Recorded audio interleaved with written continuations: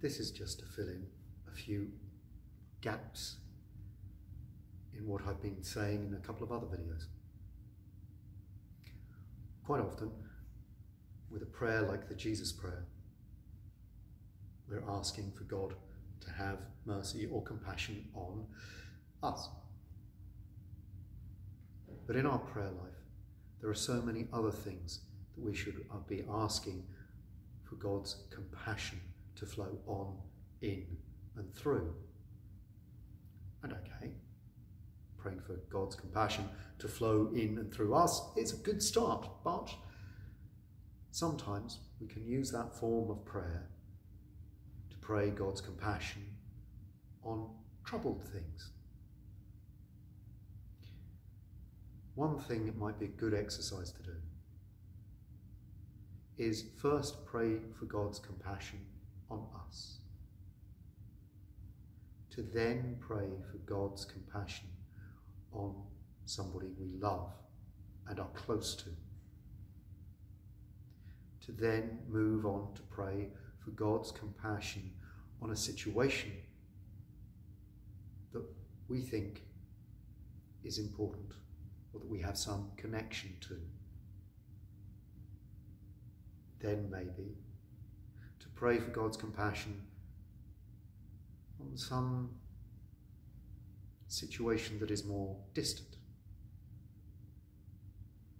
And finally, to try praying God's compassion on somebody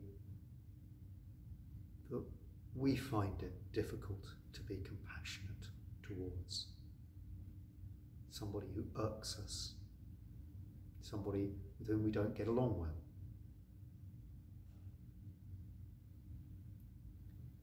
Sometimes you can find that as you pray for God's compassion to flow on that person, it makes it easier for your compassion to flow there also.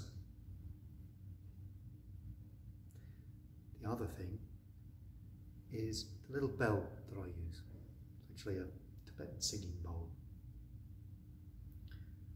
Not so different from any other ancient bell in principle.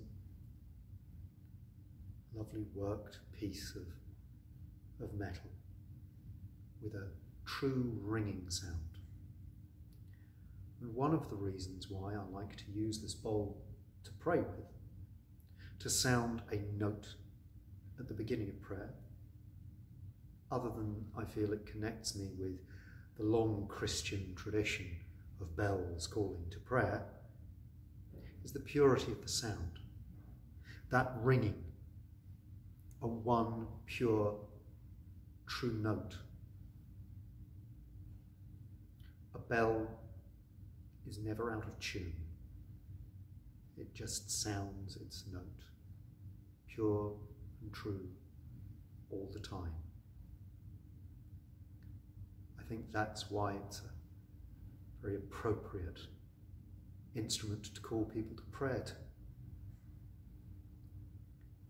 That sound, that clear sound, is easy to pick out and concentrate our mind on, to bring our mind to that sound, then to our breathing, and then to our prayer.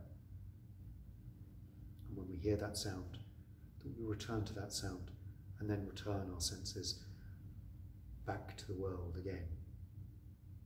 Not that our prayer is taking our senses away from the world, but it's taking our focus to a slightly different place.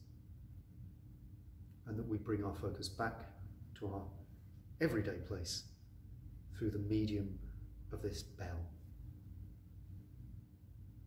This note that sounds, joining those two worlds, the world of prayer and the world of external action.